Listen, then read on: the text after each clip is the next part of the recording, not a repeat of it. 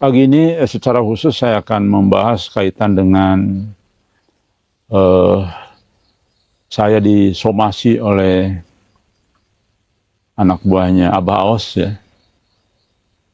Supaya saya meminta maaf kepada Abah Aos. Saya ingin tegaskan, saya justru bukan minta maaf, saya ingin mengulang kembali ya, bahwa Abah Aos itu memang sudah mempertuhankan diri dan sudah dipertuhankan. Itu saja. Saya tidak akan bergeming, walaupun tentu ancaman masalah penodaan agama dan pencemaran nama baik juga undang IT ini termasuk cukup lumayan lama ya, 4 tahun di penjara. Gimana kalau saya di penjara 4 tahun, siapa yang mau menggantikan di sini? Oh, saya. Iya, sekalian cari duitnya, maksudnya jangan harus cari uang juga. Baik, rekan sekalian, perlu diketahui saya kemarin mendapat surat somasi ya dari kelompok pengacara, advokat yang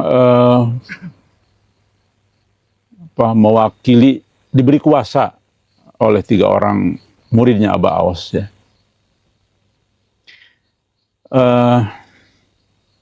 Bagi saya ini biasa saja, karena ketika saya berkomitmen berjuang dengan Al-Mahdi, maka saya sudah menghitung risiko besar. Kalau ini risikonya amat sangat kecil, yang begini-begini ini, ya, biasa saja bagi saya. Saya hadapi, walaupun katakanlah secara hukum positif kita, barangkali aja diputusan saya masuk penjara. Gak apa-apa ya, sebentar aja lah, sebulan boleh lah. Jangan lama-lama. Waduh, nanti asam urat lagi saya kan di penjara. Tenang aja, saya temenin kan. Oh, temennya. Jadi, resiko-resiko seperti ini hal yang biasa. Jadi rekan-rekan sekalian di Majelis Gajah tidak perlu khawatir. Bahkan saya sudah menyatakan berkali-kali risiko yang terbesar akan menanti, ya. Lebih besar lagi risikonya. Tapi ini unik juga nih. Ini bersamaan lah. Muhammad Qasim pun sedang ada masalah hukum ya. Bahkan diancam mau dibunuh kan di sana itu. Makanya atas petunjuk mimpi saya berangkat ke Pakistan kan. Sekaligus sebagai sesama umat Islam, apalagi yang kita sama-sama memperjuangkan Muhammad Qasim, masa sih ngambek-ngambek melulu gitu kan. Adalah baikan lagi lah. Sebagai umat Islam kan begitu, harus berlapang dada ya. Ya, tapi Allah belum pertemukan. Jadi Muhammad Qasim itu sedang dalam pengawasan yang cukup ketat di Pakistan ya. Demikian juga helper Malaysia. Helper Malaysia itu bahkan ada 3 orang itu. Supaya sudah dipanggil polisi, sudah dipanggil semacam di BAP lah kalau kita ini. Kemudian juga helper Pakistan juga begitu. Bahkan ada 3 yang sudah ditahan polisi waktu itu ya. Dan ada satu rombongan, satu keluarga gitu, pergi ke Australia, kabur. Ditangkap di sana gitu ya, di bandara apa di mana gitu, dibalikin lagi ke Pakistan. Nah, orang sampai sebegitunya. Kenapa memang Pakistan ini kadang-kadang lebih gampang bersumbu pendek ya. Di sana dalam menyelesaikan sesuatu sering diselesaikan secara kekerasan. Bisa main tembak aja di sana ya. Nah, jadi uniknya semua sedang dalam posisi yang sama. Saya sekarang dituntut sama muridnya Abah Aos. Pertama rekan sekalian, saya tidak khawatir dan akan terus melawan orang-orang seperti Abah Awas ini, karena telah menjerumuskan banyak orang. Ya. Saya tegaskan lagi, saya justru akan mencetak tebal lagi bahwa Abah Awas ini justru yakin 100% sudah mempertuhankan diri sendiri ya. Jadi saya ulang lagi itu, bukan saya takut, ini suruh minta maaf, saya nggak akan minta maaf, bahkan saya tegaskan lagi ya. Tapi begini rekan sekalian, sikap kedua kita hargailah. Ya, alhamdulillah kita hargai, artinya murid-murid Abah Awas masih mengenal, masih taat hukum, menggunakan jalur hukum. Bagus, dapat kita hargai. Ya, terima kasih. Itu berarti orang yang masih waras ya. Kita hargai. Jadi tidak perlu kita marah ya, tidak perlu kita kecewa, tidak apa-apa. Memang itu bagian dari siku perjuangan lah. Jadi santai saja, biasa-biasa saja, dan patut kita hargai ya dengan jalur hukum ini. Ya repot-repot sedikit lah, warawirinya gitu aja. Tapi itu nanti menambah satu pengalaman banyak biasanya.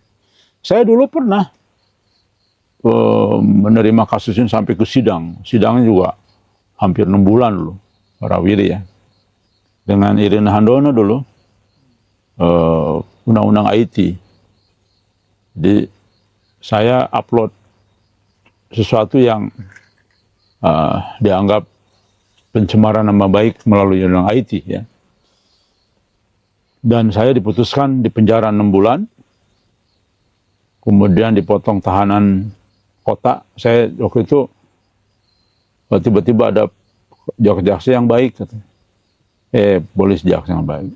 Udah Ustadz, tahanan kota aja ya. Kenapa harus kota? Nanti ngurangin. Kalau gini, kalau tahanan kota, tahanan rumah itu mengurangi hukuman. Jadi gini, katakanlah setahun ya kita dihukum oleh hakim, nanti sepertiganya dipotong tanah, karena kita sudah dijatuhi hukuman kota. Tapi praktiknya saya kemana aja, kan nggak mungkin lah jaksa melototin terus setiap hari kan, saya kemana. Jadi saya ada pengalaman itu. Waktu itu saya dijatuhi hukuman 6 bulan, dipotong tahanan 3 bulan, harusnya masuk Boyo 3 bulan. Tapi saya tunggu-tunggu, kok nggak ada yang jemput. Gitu. Saya juga heran, tiba-tiba menghilang aja. Alhamdulillah. Itu aja sih. Tadinya saya udah siap-siap juga, pengen nyobain juga. Artinya seperti apa sih penjara itu. Tapi sekali lagi tadi, jangan lama-lama lah. Sebentar aja nggak apa-apa. Biar merasakan ya, bagaimana penjara itu. Tetapi entah kenapa, tiba-tiba kok tidak ada jemput. Menghilang begitu saja. Nah itu pengalaman saya. Jadi bagi saya sudah ada sedikit pengalaman. Baik, saya akan pulang kembali ya, dan mudah-mudahan ini didengar oleh murid-muridnya Abah Awas lagi ya. Begini, kenapa saya mengatakan Abah Awas itu dipertuhankan dan mempertuhankan diri? Karena begini, sesuatu yang memiliki sifat dan kuasa yang hanya dimiliki Allah, ya, maka itu sudah menganggap diri mempertuhankan diri. Ya. Memiliki sifat dan kuasa yang hanya dimiliki Allah. Itu sesungguhnya sedang mengklaim dirinya Tuhan. Jelas dalam Al-Quran, dalam hadis semua jelas sekali ya. Bahwa perkara malaikat itu perkara gaib. Perkara gaib yang tidak bisa disuruh, diperintah. Contoh, kita tahu dari mana ada malaikat di sini? Tidak tahu. Kita hanya berharap Kita hanya melihat definisi Nabi telah mengatakan kalau tidak ada syirik di wilayah ini, maka insya Allah malaikat rahmat hadir di tengah-tengah kita. Itu saja yang kita pegang.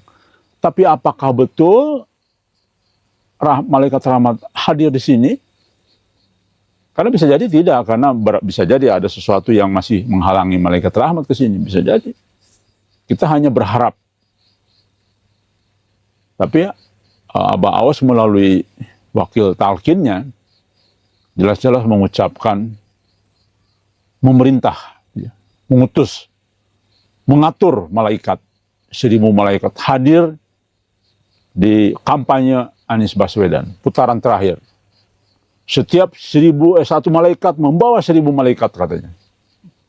Setiap zikir apa, saya lupa lagi itu. Ada malaikat tambah lagi. Jadi puluhan juta malaikat hadir di dalam kampanye Anies Baswedan. Ya. Itu berarti sudah jadi Tuhan. Ya. Jadi saya tidak akan mundur, justru saya semakin keras. Saya tidak akan pernah. Dan itu sudah saya niatkan sejak awal. Saya sudah paham nih. Al-Mahdi di dalam mubasyiratnya yang paling utama adalah bagaimana membebaskan syirik-syirik yang terjadi. Apa yang Anda pikirkan coba pada saat itu? Sama nggak dengan saya coba? Ketika saya komitmen, oke, saya berjuang dengan Al-Mahdi secara penuh. Apa yang jadi pikiran terbesar Anda? Ada yang bisa nggak kira-kira? Yang ada dalam pikiran saya satu, menjadi orang yang berjuang dengan Al-Mahdi sama dengan menghadapi tokoh-tokoh agama. Ya, kenapa? Karena dakwah Al-Mahdi yaitu menyampaikan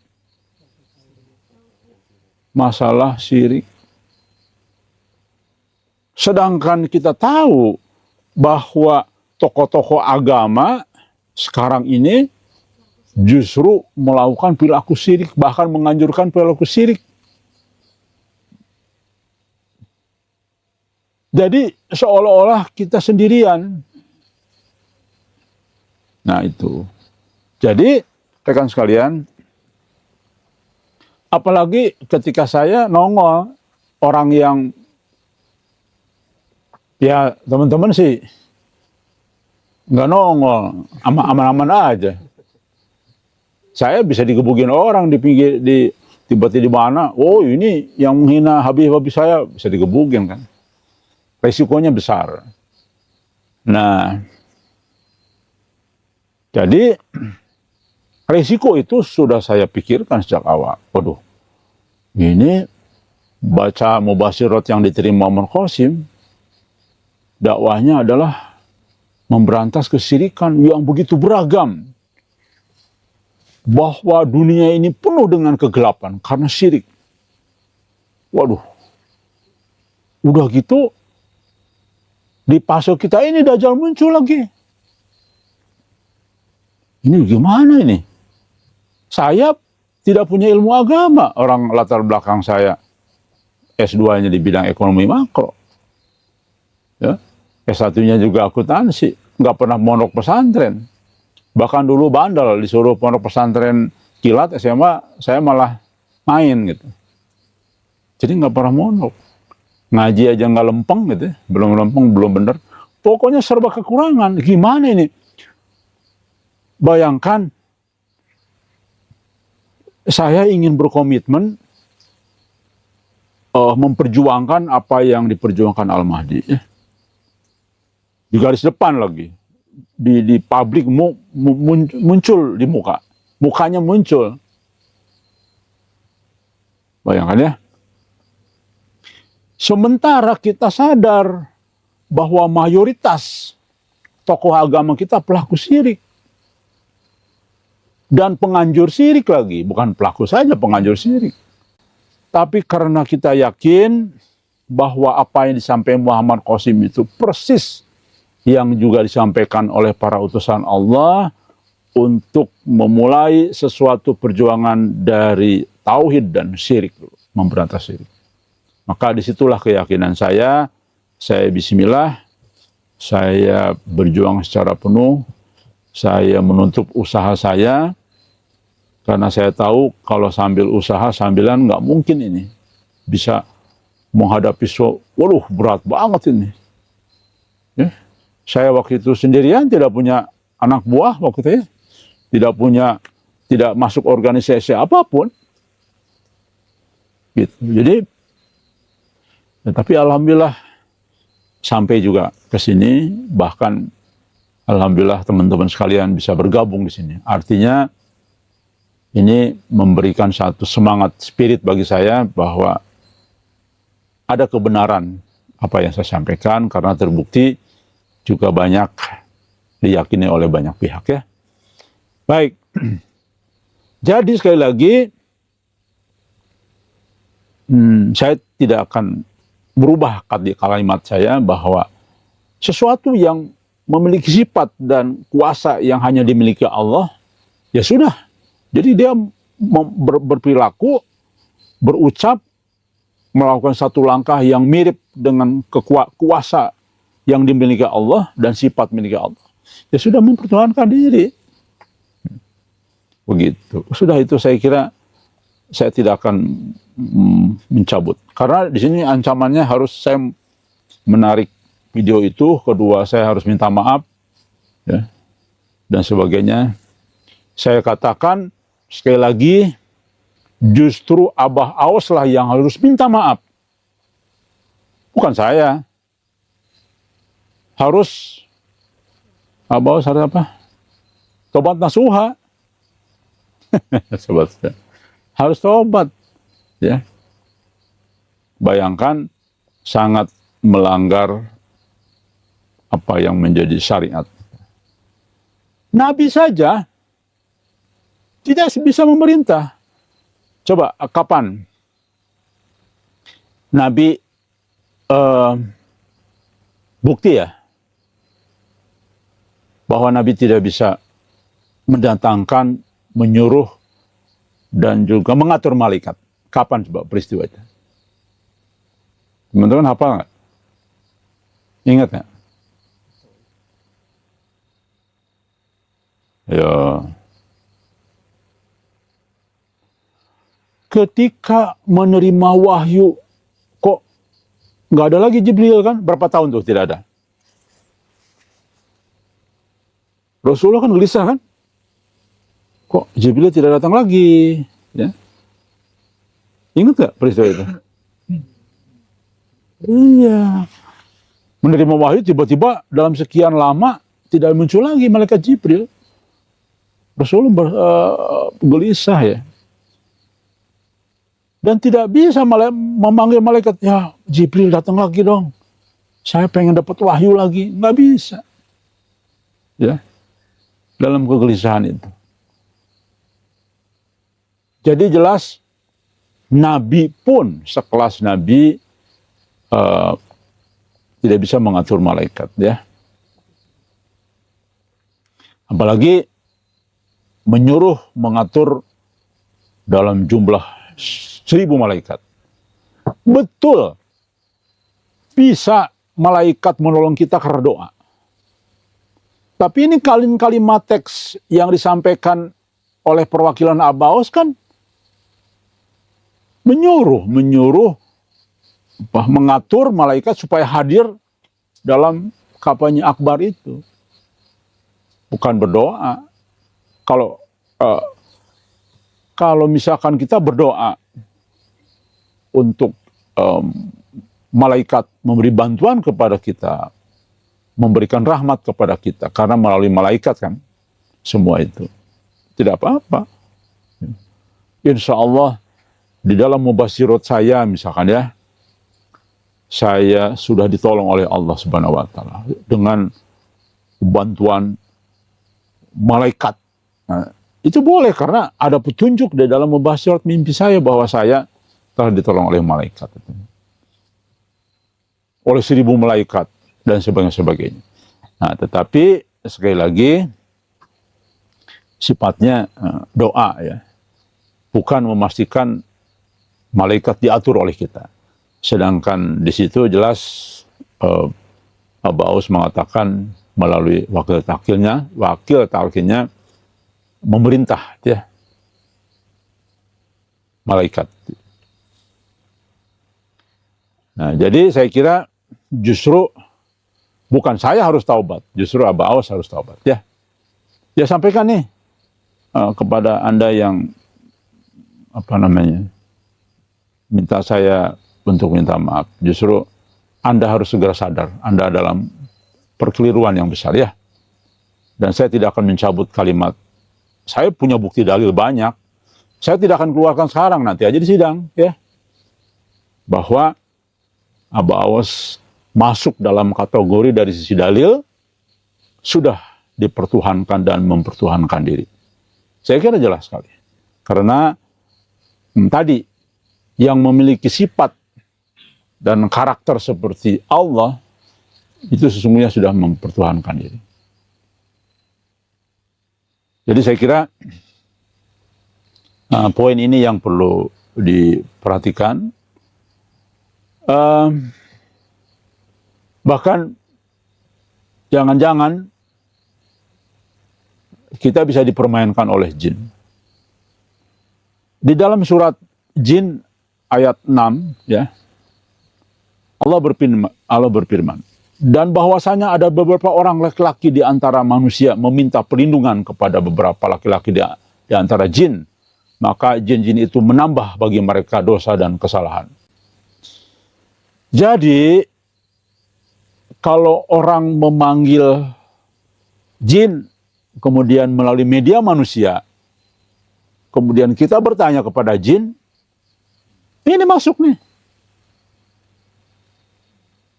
Ada tuh, siapa tuh? Yang orang bule itu, tahu orang mana ya? Memanggil jin nanya tentang mimpi Muhammad Qasim. Ya? Halimah ya? Nah itu. Ini dilarang ini. Jin kan termasuk yang gaib. Bagaimana kita yakin bahwa dia benar ngomongnya? Padahal Allah sudah mengatakan hanya Allah yang mengetahui perkara-perkara gaib. Dan Allah hanya membuka sedikit untuk kita manusia ya. Jadi jangan main-main dengan jin. Yang paling benar kepada siapa coba? Kepada Al-Quran dan hadis itu yang diajarkan oleh Nabi. Berpeganglah kepada Quran dan hadis. Bukan kepada jin. Makanya yang aneh-aneh itu kayak padepokan, channel-channel padepokan, nanya Al-Mahdi. Coba lihat, perhatikan, saya meneliti itu, beda-beda semua. Jin ini ngomong ini. Nggak ada yang benar. Dari situ udah tahu kita ya. Jadi perkara malaikat termasuk gaib. Malaikat itu roh dan gaib. Ya. Dan itu tidak bisa diatur, diketahui, diperintah oleh kita semua. Ya. Kalaupun merasa bahwa bisa saja Abu Aus mengatakan, saya dapat petunjuk akan dibantu oleh 1000 malaikat. Petunjuk dari mana? Apa yakin? Bisa jadi kan petunjuknya bukan dari Allah Subhanahu wa Ta'ala ya. Nah itu, ini pasal karet lah. Pasal karet yang bisa dipermainkan ya. Jadi sekali lagi saya kira rekan sekalian tidak usah khawatir bahwa Allah Subhanahu wa Ta'ala baik dalam Quran Al-Isra ya, roh itu adalah termasuk urusan Tuhanku dan tidaklah kamu beri pengetahuan melainkan sedikit ya. Kemudian di dalam surat Al-An'am 59, di sisi Allah kunci-kunci yang gaib dan tidak ada yang mengetahui kunci-kunci itu kecuali Allah. Tuh banyak sekali lah ya. Jadi saya tegaskan kembali, saya minta justru Abu Aus lah yang meminta maaf kepada umat dan saya mempertimbangkan akan mensomasi juga Abah Aos. Saya langsung kepada Abah Aosnya, nggak usah melalui muridnya, nggak usah melalui murid gajah, saya langsung. Karena Abah Aos sudah mengatakan yang tidak memilih Anies Baswedan, siapa katanya? Dajjal tuh. Saya dianggap Dajjal oleh Abah Aos, saya somasi tuh. Saya lagi mempertimbangkan. Mungkin saya yang somasi juga kan ya. Banyak pernyataan-pernyataan Abah Aos yang sangat menyesatkan dan tersesat ya.